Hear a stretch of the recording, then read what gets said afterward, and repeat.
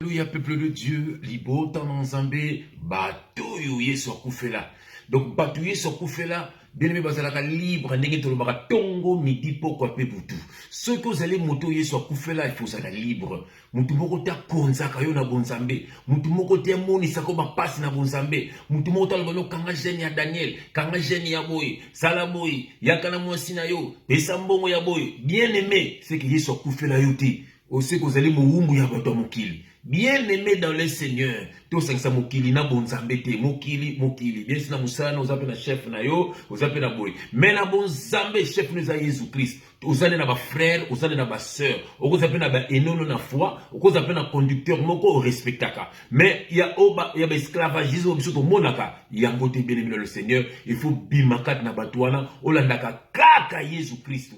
Na ba frère ou ba sœur atchaka na nzela na yo pour partager pour être olendisama pour mokolo kufa okutana na Jésus Christ. Voici batoyo yeso kufela ndingi bazalaka. Bien aimé le papa tilinga to sur la fosse au lion. Oh bien aimé. Nini papa linga loba? La fosse au lion. La fosse au lion eza nini? Est-ce que sur kota na la fosse au lion to ko kota ka na la fosse au lion? Alors tant au kotaka bazwaka nini to bakozwaka nini yango bien aimé zala na kimia oyoka makambo papa linga loba na kombo na Yesu Christ to bondeli. Éternel Dieu des armées, merci na thème qui toko pesi biso papa peut-être partager na bande konzab yango nde ba bengaka partage peut-être bande ko bazba eska ténèbres ezalaki bazwa lumière papa na ngai peut-être bango pe ba partager ngona ba oyo ya bango papa. Kumama yo sanjola mana yo azalo kola yo papa azalité. Tu es le Dieu très haut. Ouais, les qui azalité papa. Merci mingi na moment qui toko yo pesi biso partage. Que le Saint-Esprit parle pour l'édification de ton peuple. Au nom de Jésus-Christ, nous avons ainsi prié et nous disons Amen. Bien aimé dans le Seigneur, vous avez sengo posé li baku ya kulana ndeko na yo. Mingi vous avez baku ya kulana ba bêtise na internet. Mais vous avez baku ya kulana ndeko na yo pour être vous allez édifier. Quelle grâce, alléluia, quelle joie immense. Vous allez ne mon ponami. Bien aimé dans le Seigneur, tu as verset na biso liboso. Tu as verset liboso na Daniel. Tu as ancienne alliance, tu as Daniel chapitre 6. Maintenant on a verset 16. Yo que l'on a retanga na tangi na kombo na Jésus Christ. Alors, le roi donna l'ordre qu'on amena Daniel et qu'on le jeta dans la fosse aux lions. Qu'on amena Daniel et qu'on la jeta dans la fosse aux lions. Le roi prit la parole et dit à Daniel, puisse ton Dieu que tu sers avec persévérance te délivrer. On apporta une pierre et on l'a mis sur l'ouverture de la fosse. Le roi scella de son anneau et de l'anneau de ses grands, afin que rien ne fût changé à l'égard de Daniel. Bien-aimé dans le Seigneur, Nini Papa Linga Lobalelo, bien-aimé, la fosse au lion, et c'est le la piège ya Satana. Et c'est le coup la tango bandoki bakena na deuxième monde ko sanga na kombo na yo pour te vino e bongati pour te baba que le maladie ya ko buakela pour te ba baby sa santé na yo pour te ba baby sa vie bana na yo pour te ba baby sa libala na yo ozala muta ko divorcer to ozala kaka femme seule to mari seul to ozala kaka monzemba ozala kaka obimina olobi bien aimé nani ya blokaka vie na yo awa to moni Daniel bien aimé dans le Seigneur baki ba buaki na fosse au lion bakangi libanga ba oh bien aimé mais bien aimé yoka suite à likambo bien aimé yoka suite nango to sauter to kena na verset 18 tout ça quand on a toqué dans verset 18 je lis au nom de Jésus-Christ. Le roi s'est rendu ensuite dans son palais, il passa la nuit en jeûne et il fit point venir des concubines auprès de lui et il ne put se livrer au sommeil. Le roi s'éleva au point du jour avec l'aurore et il alla précipitamment à la fosse aux lions.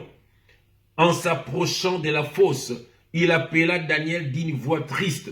Le roi prit la parole et dit à Daniel, Daniel, serviteur de Dieu vivant, ton Dieu que tu sers avec persévérance, a-t-il pu te délivrer des lions? Et Daniel dit au roi, vis éternellement.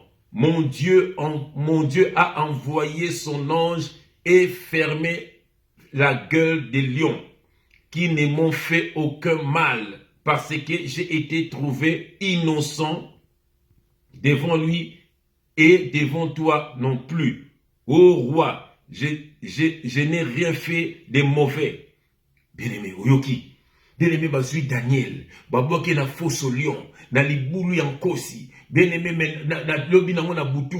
Bien-aimé, ye roi na lalité, bandoki balala kate, pona koluka toujours vino ye beba, bien-aimé dans le Seigneur. Yoka histoire oyo. Bien-aimé na tongo nango aye. Aye na tongo kutala soki abubu soki mutongo si akufi yango moni bien-aimé kebaka na bato bayaka tongo na ndako keba na bato babengaka tongo na telefone oboni santé keba na bato bi okuteninga na nzela boy pona bango za par hasard te ayabeki koleka nzela na tongo yango yayebaka kaka soki santé oyo eza bien soki si balie yo soki obeli soki lokolo ezosala bien te bien-aimé dans le Seigneur mais yoka histoire oyo tango aya tuni Daniel se naza bien alléluia alobi nzambo nga na sambelaka akangaki monoko ya lion alléluia nzambo nga na salaka akangaki monoko ya lion pourquoi pour naza innocent envers toi et envers nzambe na nga pe envers toi bien-aimé dans le Seigneur yo muto mesana ko defa biloko ya bato ozongisaka te yo muto mesana ko zwa mibali ya bato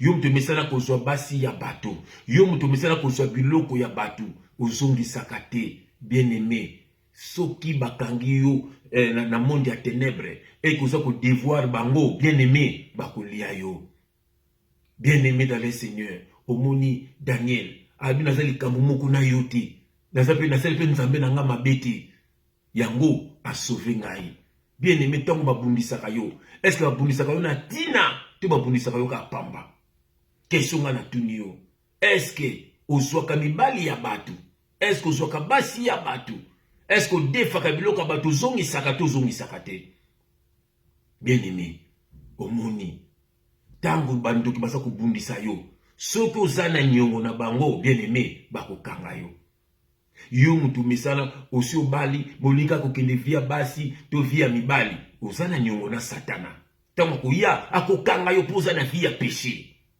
oza na vie ya péché yo kotatanga mpo bali te oyo mabe oza na vie tango oza na vie ya péché c'est que satana aza na droit na vie na yo olinga banganda olinga matongi olinga milangwa na lobaka ngo bi esika mto na bi babi omela te balobi ne vous enivrez pas de vraiment nzamba ko langwa kate nga soki na langwa na ote asundeni so moni kwiti na ngalobi na te yo boya so melivere moko mibale esili masanga mingo kozwa maladi bakoka pe bafanta ebele na nzoto kozwa maladi ba diabète bien aimé yango bible zo perception les excès de table même kolia zo fungula estomac zo kobela faut modération na makambo nyonso bien aimé mwana nzamba azalaka bongo bien aimé ne devait rien à Satan tango oza na vie ya péché akoya aza na droit abundisa yo mais soki oza se retirer na maboko na ye alonga yo te ndeko moni Daniel alobi na yawa abi nazo devoir yo loko te nazo devoir nzambe na nga pe loko te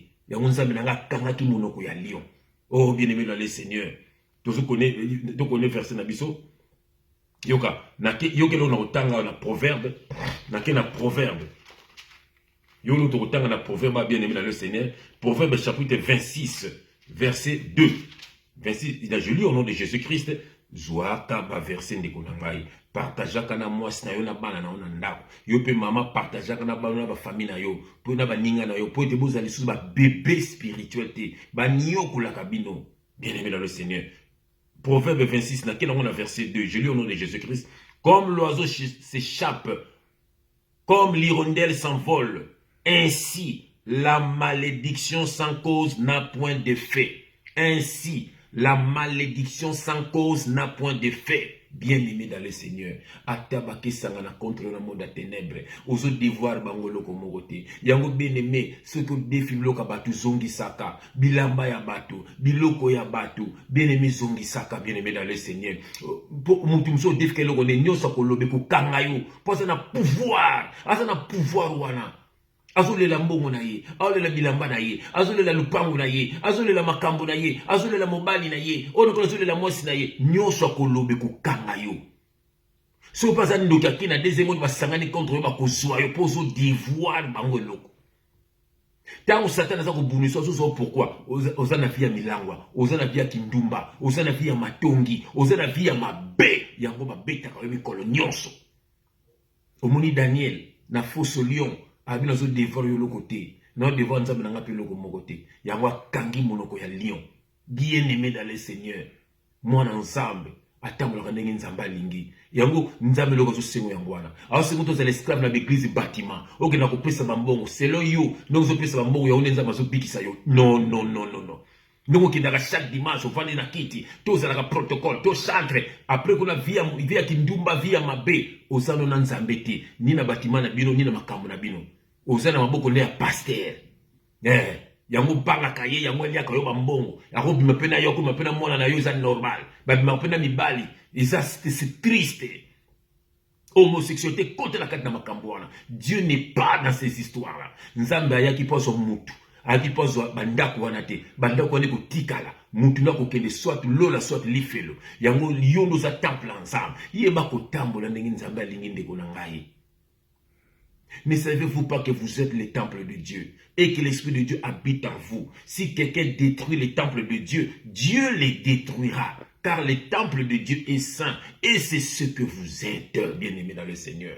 Ndeko na ngai, totambola ki na molili, totambola ki na vie à péché, mais bien-aimés, c'est le temps de Dieu. C'est le temps de Dieu. Nzamba tchakime na bomo ina yo. Nzamba zana besoin tchakime na bomo ina yo. Azana besoin tchakime na libala no. Ata soko bali tazana besoin obala siko tchakime. Azana besoin tchakime na ndaku na yo na bana na yo na misala na yo na santé na yo. Eloko nzamba zana ngo besoin ngwana.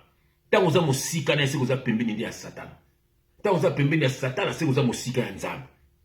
Tango za pembeni ya nzambe siko za mosika na Satan. Neti babiso Yesu akufela. Bien-aimé dans le Seigneur. La fosse au lion. So ezali piège ya Satan. Ba ninga na yo, ba voisin na yo, ba famille, ba membre de sa famille na lobaka. Bien-aimé, bazara pe bandoki. Donc bazo combattre yo. Est-ce que bazoka yo facilement ou bazoka yo te? C'est ça la question que je te pose. Mais réponse, il faut bazoka yo te. Yango kozoka biloko batute. Ko lobaka makambo ya batute. Lobaka makambo oza vrai. Notre biso ton toi na ko dénoncer ma faux pasteur, to lobaka ba vérité na bango. Il y a un pouvoir sur bisoté. Tu défends un bon yabatute, tu défends le logo yabatute, tu tambola la ndenge nzambalingi. Ce qui n'a zangé na ko senga ndeko nanga sumingai. Voilà. Pour osungo la porte mon côté, Satan a frappé. Satan a frappé trop mitalanan ni no sala ki amabe. Bien-aimé. Zaché, tant que na Jésus Christ, le loka liboso akeko zomisa, le loka bato azwaki. Pourquoi pas toi? Yango ni Satan. Aza ko frapper yo. Aza ko frapper libota na yo. Aza ko frapper basana na kamona onyos. Pose devoir na bato. Bato ba na droit na vie na yo. Bien-aimé dans le Seigneur, reviens Jésus-Christ. Asunga yo. Bongisa na bato mokili kangama na nzambe. Nzambe ko tamona na yo kabona ba faux pasteur. Kabona l'église bâtiment le kuta ba mbongo nzambe na besoin mbongo tana besoin vie na yo. Bana nzambe ba sale sanaka, ba sunga naka. Le message à l'élo est soumayo. Bima na fosse lion. Bima na libulu ya nkosi. Bima sika ba bomba yo. Nzamba sukolo na makila ma Jésus Christ. A rendu invisible à toute attaque de l'ennemi. Semaine yo est de gloire en gloire, de puissance en puissance. Au nom de Jésus Christ. Amen.